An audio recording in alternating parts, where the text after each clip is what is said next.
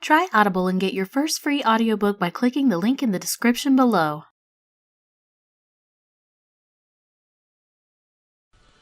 The Guest by Baron Edward John Morton Drax Plunkett Dunsany. A young man came into an ornate restaurant at 8 o'clock in London. He was alone, but 2 places had been laid at the table which was reserved for him. He had chosen the dinner very carefully, by letter a week before. A waiter asked him about the other guest. "You probably won't see him till the coffee comes," the young man told him, so he was served alone. Those at adjacent tables might have noticed the young man continually addressing the empty chair and carrying on a monologue with it throughout his elaborate dinner. "I think you knew my father," he said to it over the soup. "I sent for you this evening," he continued, "because I want you to do me a good turn. In fact, I must insist on it." There was nothing eccentric about the man except for this habit of addressing an empty chair. Certainly he was eating as good a dinner as any sane man could wish for. After the burgundy had been served he became more voluble in his monologue. Not that he spoiled his wine by drinking excessively. "We have several acquaintances in common," he said. "I met King Setai a year ago in Thebes. I think he has altered very little since you knew him.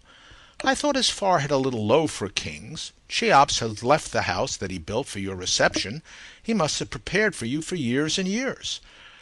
I suppose you have seldom been entertained like that. I ordered this dinner over a week ago. I thought then that a lady might have come with me, but as she wouldn't, I've asked you. She may not, after all, be as lovely as Helen of Troy. Was Helen very lovely? Not when you knew her, perhaps. You were lucky in Cleopatra. You must have known her when she was in her prime. You never knew the mermaids, nor the fairies, nor the lovely goddesses of long ago. That's where we have the best of you."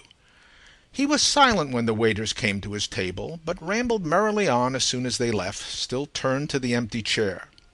"You know I saw you here in London only the other day. You were on a motor bus going down Ludgate Hill. It was going much too fast. London is a good place, but I should be glad enough to leave it. It was in London that I met the lady that I was speaking about. If it hadn't been for London, I probably shouldn't have met her.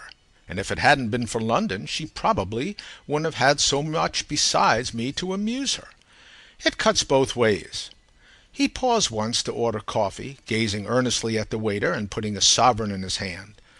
"Don't let it be chicory," said he.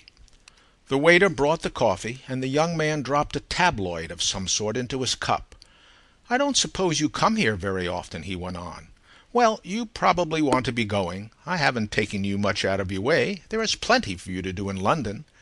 Then, having drunk his coffee, he fell on the floor by a foot of the empty chair, and a doctor, who was dining in the room, bent over him, and announced to the anxious manager the visible presence of the young man's guest. End of The Guest by Baron Edward John Morton Drax Plunkett Dunsany. Try Audible and get your first free audiobook by clicking the link in the description below.